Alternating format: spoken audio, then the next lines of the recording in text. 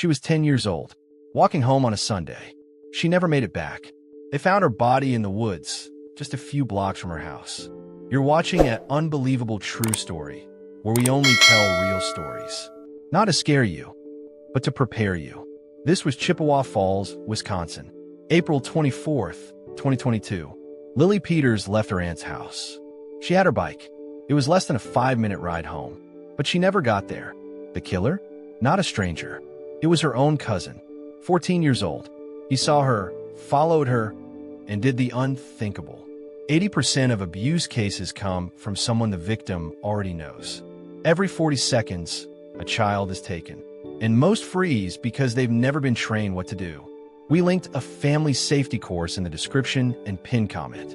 It teaches kids and parents what to do if something feels wrong, how to escape, speak up, and protect each other. Because danger doesn't always wear a mask. Sometimes it has a familiar face. Now stay with me, because we're about to break down who he was, how he fooled everyone, and the one moment Lily had no chance to escape. Let's get into the full story. She had this smile that could cut through the worst day. Big eyes, bright, the kind of kid who still believed in magic. Loved her bike, loved being outside.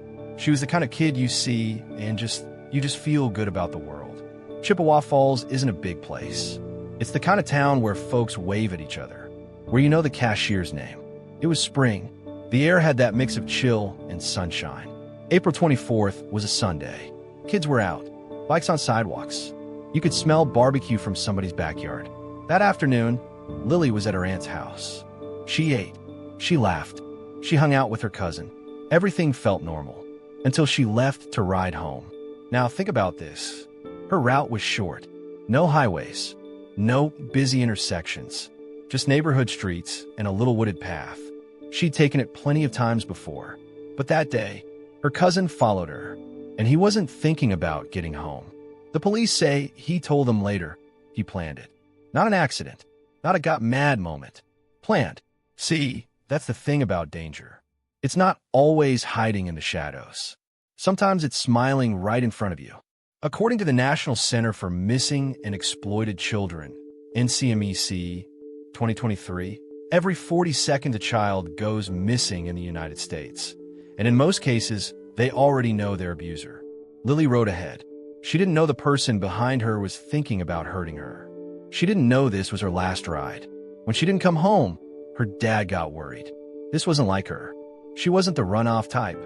He called the police. Search teams went out quick. Neighbors started looking. They checked the streets. They called her name. It was getting dark, and then they found her bike. Near the trail. Near the woods. By the next morning, they found Lily. In that quiet place. Now, listen, I'm not going into the details of what he did yet. That's coming. But you need to understand, it was violent. And it was from someone she should have been safe with. And that's why we added a real family safety course in the description and pin comment. It's built for kids and parents. Shows how to spot danger, even when it's someone you know. How to get away. How to speak up. Because you don't want to wait until it's too late to have that talk. But here's the part that sticks in my chest. Her cousin was found within hours. Still in the neighborhood. Like nothing happened. And when the police sat him down, he told them everything. When police brought the cousin in, they already had an idea. He was the last person to see her. He was with her that afternoon. And the bike was near the same trail they knew he used. They sat him down. He didn't even wait long. No long game. No, I don't know what you mean. He came out with it. He told them he followed her on his bike. Told them he lured her off the path. Told them what he did. And here's where it turns from bad to something I can't even put soft words on. He said he planned to hurt her. Before she even came over that day. Planned to rape her. Planned to kill her. Now, sit with that for a second. We're not talking about some grown man with a long record. We're talking about a 14-year-old boy. Her family. A kid she trusted. And yeah, maybe you're thinking, what the hell makes a 14-year-old do that? That's what everybody wanted to know. The police, the town, the whole damn state. But evil doesn't always wait until someone's grown. That trail they were on, it's small. The trees press in. If you scream, it doesn't carry far. The ground's soft with leaves. You can hear your own breath louder than your footsteps. That's where he attacked her. The police report set it straight. There was sexual assault. There was violence. And then he killed her. He left her there, like she was nothing, got back on his bike and went home. The town didn't know any of this yet. They just knew a little girl was gone. Search teams kept combing the area. People held flashlights. Parents hugged their kids tighter. When word came down that they found her, people cried, even folks who didn't know her, because this was Chippewa Falls. It wasn't supposed to happen here, but it did. The cousin? They picked him up without a fight. No running, no hiding. He just went. And here's the part that gets under your skin. He admitted it all like it was just a list. Step by step. What he thought, what he did, what he planned for the moment she walked out that door.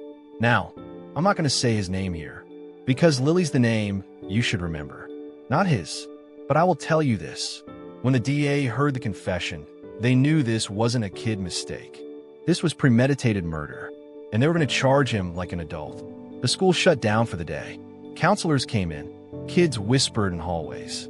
Some couldn't even go outside anymore without looking over their shoulder. And I'll be real with you. When you know something like this came from inside your own family, it breaks more than your heart. It breaks your sense of what's safe. That's why, if you've got kids, you can't skip these conversations. Danger doesn't always come with a mask or a van. Sometimes, it comes with a smile and a last name you know. We linked that family safety course in the description and pinned comment. It's made so you can talk to your kids without scaring them to death, but giving them the tools to get out if something feels wrong. Because once it happens, you can't take it back. Now, you'd think with a confession, the case would be over quick. But there was more. The police wanted to know what made him do it. They wanted to know what was in his head. And that's where this story takes a turn. Because what they found out about him was worse than anyone thought. The thing about confessions is they tell you what happened, but they don't always tell you why. And that's what haunted the cops. Why would a 14-year-old do something like this? Why plan it? Why pick his own cousin? They started digging, talking to neighbors, talking to friends, looking at his school record. And what they found wasn't good. He'd been talking about hurting people. He'd been looking up violent stuff online. He joked, and I'm talking sick jokes about killing. One kid from school told police he'd even mentioned wanting to rape and kill someone before. Nobody took it serious, because he was a kid, and we tell ourselves kids don't mean that stuff. Until one of them does. The DA didn't hold back. They told the court this wasn't some accident or heat of the moment thing. This was planned from the start. And here's the part that still hits me. They said he told them he'd been thinking about killing somebody for a while. That day, Lily was just the one who was there. Now, I know what you're thinking. That's evil. That's cold. And it is. The cops gathered everything. The bike, the path, the clothes, his phone. They matched DNA. They locked it all down tight. When he stood in court, he looked small. 14 years old. Shaggy hair. No handcuffs in front of him, just a guard close by. But the words coming out of his mouth. Not small. Not childish. He admitted in front of the judge. Yeah, I killed her. Yeah, I planned it. No, I'm not sorry. You could feel the whole room tense up. Even the court reporter stopped typing for a second. Lily's family was there.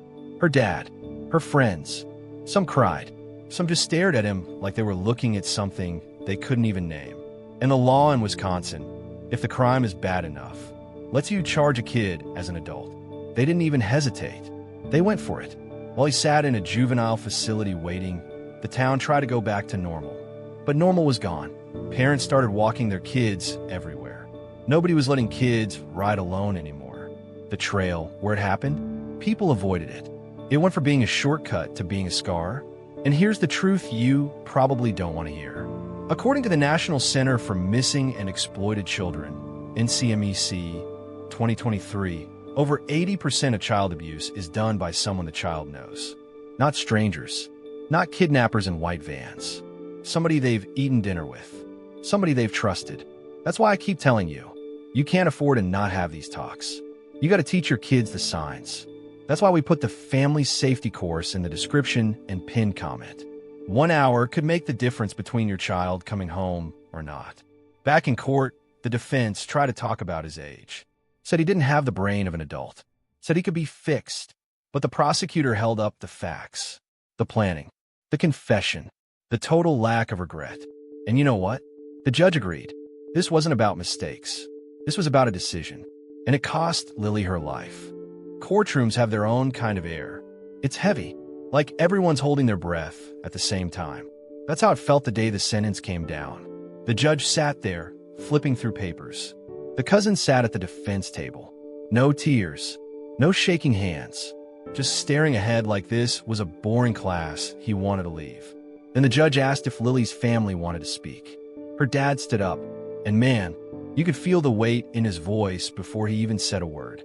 It was the kind of voice that comes from a place so deep you can't fake it.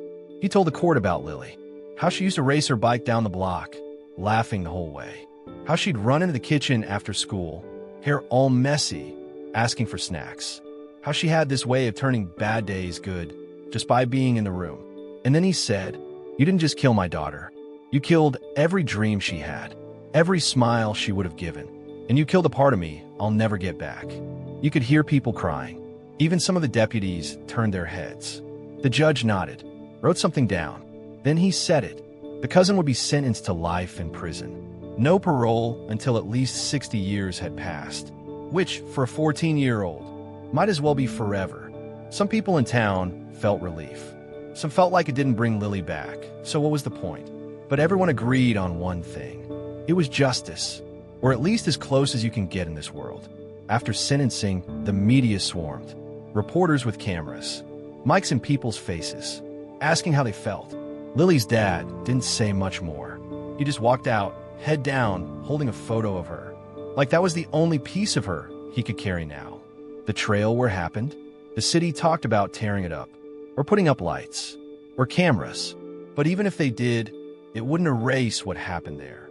Kids still ask their parents why they can't ride alone anymore. And parents have to answer. That's the part people don't talk about. When something like this happens, it doesn't just take one life. It changes the way everybody lives. According to the National Center for Missing and Exploited Children, NCMEC 2023, every 40 seconds a child goes missing in the U.S. That's not a scare number. That's real. And most never think it'll happen to them until it does. That's why we added the free family safety course in the description and pinned comment. It's not about paranoia. It's about preparation. It shows kids and parents how to spot danger, how to run, how to speak up. Because the one thing we can't get back is time. After the trial, the town tried to move forward. There were vigils, purple ribbons for Lily, a bike ride in her memory. People spoke about kindness, about watching out for each other. But grief isn't a straight line. Some days it's quiet. Some days it's a punch in the chest. And for Lily's family, the silence in their house is the loudest thing of all. Now, you think this story is over, but there's something you don't know about the night before Lily died. Something the cousin told police. And when you hear it, you'll realize this could have been stopped. It came out later in police interviews. Something that still makes people in Chippewa Falls shake their heads. The cousin told investigators that the night before Lily died, already been thinking about killing someone. Not just anyone or her. He said he got the idea in his head, and he liked it, sat with it, made a plan. He didn't talk about being angry or being hurt. He talked about curiosity, like he wanted to see what it would feel like. The police report showed it plain. This wasn't random. This wasn't some impulse. This was a test he gave himself. And Lily was the one he decided to try it on. The next day, she came over to her aunt's house like normal. She smiled. She played. She laughed. She had no idea the person she was joking with was imagining her last breath. And here's the part that'll stick with you. Nobody saw it. Nobody felt it. No strange looks. No warning. That's why this story hits different. Because it blows up the lie we like to tell ourselves. That monsters always look like monsters. Sometimes they look like family. The cops who worked the case said it was one of the hardest they'd seen. Not because of the crime scene, but because of the ages. 10 years old, 14 years old. It's hard to wrap your head around. The DA said they wanted the maximum sentence, not just for justice, but to keep him from ever doing this again. Because they believed, if he ever got out, he'd kill again. So now he sits in a prison cell. He'll grow old there, and the outside world will move on without him. But for Lily's family, time froze on April 24th, 2022. Her room still has her things. Her bike is still there. Some days, her dad walks in and just sits. No talking, just remembering. According to the National Center for Missing and Exploited Children, NCMEC 2023, over 80% of abuse and assault against children comes from people they already know. That's why we put the free family safety course in the description and pin comment. It teaches the quiet signs, the ones most people miss until it's too late. Because if someone had seen the signs here, if someone had taken his earlier comments serious, maybe Lily would still be here. Now, I wish I could tell you that was the end of the horror for this town. But our next case, it started with a missing backpack and ended with a freezer full of secrets.